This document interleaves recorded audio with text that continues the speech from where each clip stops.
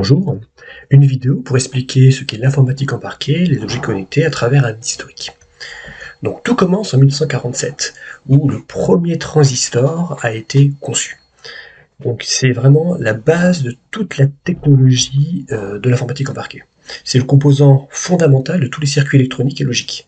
Et il est présent maintenant dans tous les microcontrôleurs, dans tous les microprocesseurs, et c'est ce qui permet de traiter les données, l'information, de faire des calculs. Donc à l'époque, en 1947, le premier transistor faisait en gros quelques centimètres. Grâce au progrès de la miniaturisation, on s'est aperçu qu'on a pu justement intégrer plusieurs transistors dans des processeurs en fait, et on s'est rendu compte qu'on arrivait en gros tous les 2 ans, voire tous les 1 an et demi, à multiplier par 2 le nombre de transistors qu'on arrivait à mettre dans des processeurs. C'est ce qu'on appelle la loi de Moore, et donc c'est cette miniaturisation qui a permis justement d'avoir une telle augmentation du nombre de transistors, donc de calculs possibles en un temps court.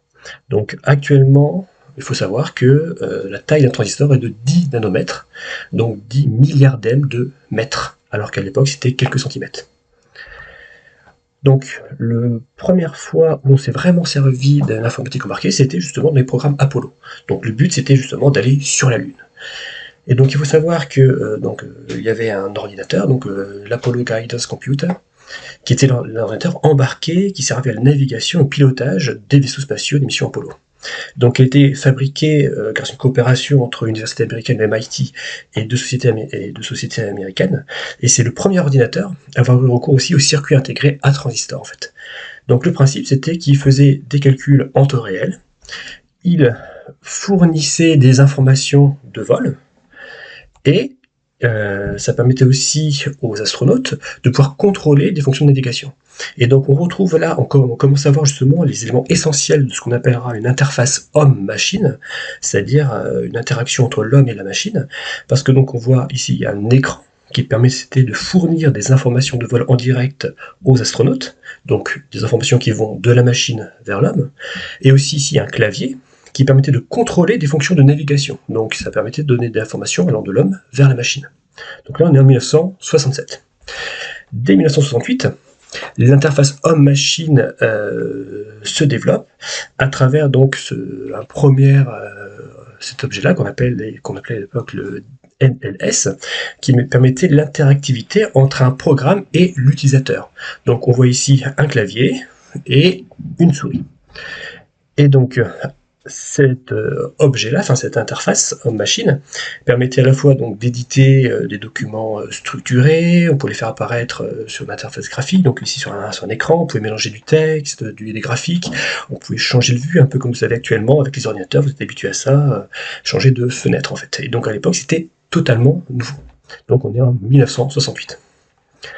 Ensuite, en 1971, apparaît justement le premier processeur qui est commercialisé en fait. Donc on appelle ça un microprocesseur. Donc il faut savoir qu'au tout début, les ordinateurs étaient de taille énorme, et donc c'était forcément réservé à des universités, il y en avait quelques-unes dans le monde, et le début de l'informatique embarquée, si on veut avoir de l'informatique embarquée, il faut forcément avoir des éléments très miniaturisés, pour que la taille soit compatible avec la fonction de l'objet. Et donc, dans ce processeur-là, donc on a un circuit électronique qui intègre plein de transistors, donc ce qu'on a vu tout à l'heure en fait. Et donc c'est l'unité de traitement et de calcul de l'ordinateur, du système informatique en fait. Et donc le premier processeur qui a été commercialisé, donc c'est celui-ci, le C4004, et dedans il y avait 2300 transistors qui pouvaient faire chaque seconde 740 calculs, donc c'est ce qu'on appelle une fréquence de 740 Hz, et il faut savoir qu'actuellement dans les objets connectés dans votre smartphone par exemple, au lieu d'avoir 2300 transistors, vous avez des milliards de transistors, et en plus il travaille avec une fréquence de l'ordre du gigahertz, c'est-à-dire qu'il peut faire en gros 1 milliard de calculs par seconde.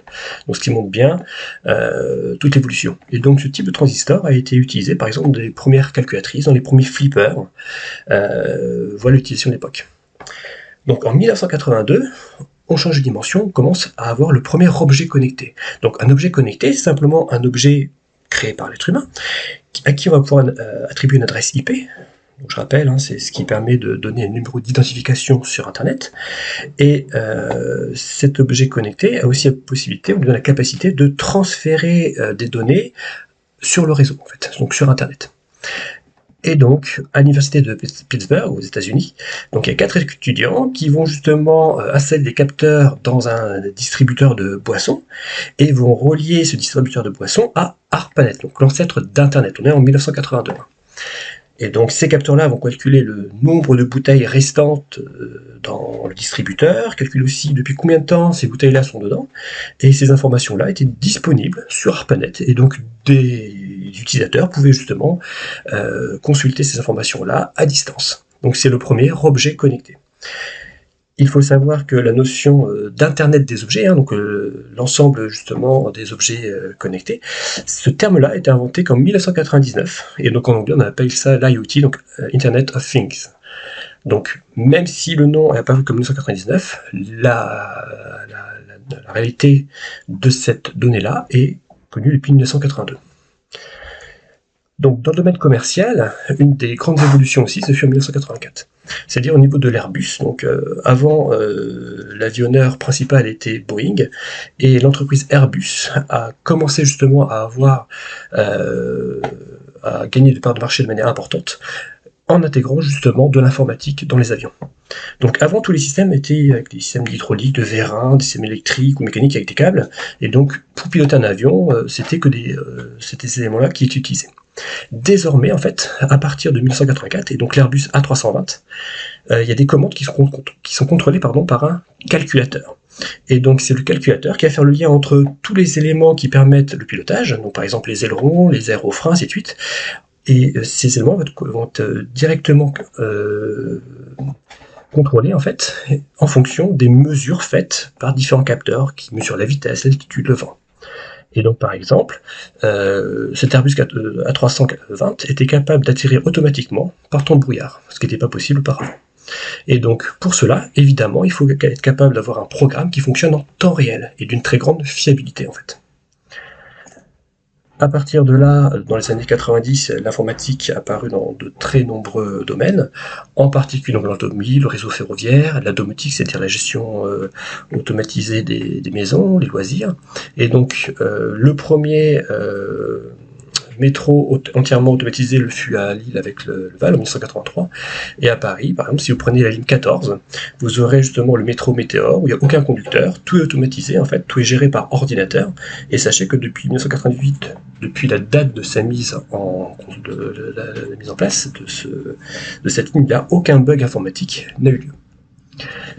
Donc ensuite on arrive sur quelque chose que vous connaissez davantage, qui est le smartphone. Le smartphone est justement un objet connecté en fait. Donc sachez que le premier smartphone, voilà, l'allure du premier smartphone, a été commercialisé dès 1992, et donc par la société IBM. Donc c'était un mobile, donc un téléphone mobile, un écran tactile, qui en fait on pouvait appuyer simplement avec un seul doigt. C'est pour ça qu'ici il y a un stylet qui montre bien qu'on pouvait, il y avait une reconnaissance tactile d'un seul doigt. Donc, il y a plusieurs services qui étaient déjà disponibles en 1992 avec ce téléphone-là, le service de messagerie, de fax, un assistant personnel, un traitement de texte. Et le smartphone a vraiment été développé et popularisé à partir de l'arrivée de l'iPhone en 2007, qui contenait justement des capteurs, un appareil photo, une interface graphique qui, elle, pouvait reconnaître la position de plusieurs doigts à la fois, et la possibilité aussi d'aller sur Internet. Il y avait aussi de nombreuses connectiques qui étaient proposées, et donc c'est cet objet connecté multifonction qui a été en plus doté d'un processeur très puissant qui a justement permis le fait que le grand public pouvait avoir accès justement à ces objets connectés. Et donc, enfin, l'aventure ne s'arrête pas là, hein. L'aventure des objets connectés est quelque chose qui continue à se développer. Donc sachez qu'en 2010, il y a eu la première voiture sans conducteur, en particulier développée par le groupe Google. En 2011, des ingénieurs ont créé une startup qui gérait des thermostats en utilisant l'intelligence artificielle, le machine learning, où l'objet en fait évolue dans son programme en fonction de l'utilisation faite par les utilisateurs. Le premier drone livreur a été développé par l'entreprise Amazon au Royaume-Uni en 2016. Le premier virus Mirai de l'Internet des objets a eu lieu aussi en 2016. Et actuellement, en 2020, plus de 30 milliards d'objets sont connectés. Donc voilà un aperçu rapide de l'histoire des objets connectés. À bientôt.